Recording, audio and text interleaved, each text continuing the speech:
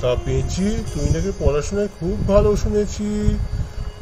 পড়াশোনায় 100-20 পাস। তোকে আমি একটা খুব সাধারণ প্রশ্ন করতে চাই। কি প্রশ্ন করতে চাও বলো? বলতো, কুমড়ো কয় প্রকার? এত সহজ প্রশ্ন কেউ আবার করে বুঝি? এ তো খুব সহজ প্রশ্ন, আমি এক্ষুনি আনসার দিয়ে দিতে পারবো।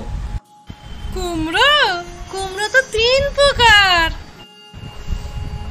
হ্যাঁ, বলিস কি রে?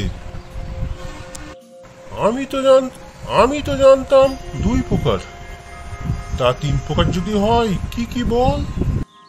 কুমড়ো 3 প্রকার: চাল কুমড়ো, মিষ্টি কুমড়ো, আর একটা হলো আমার মা।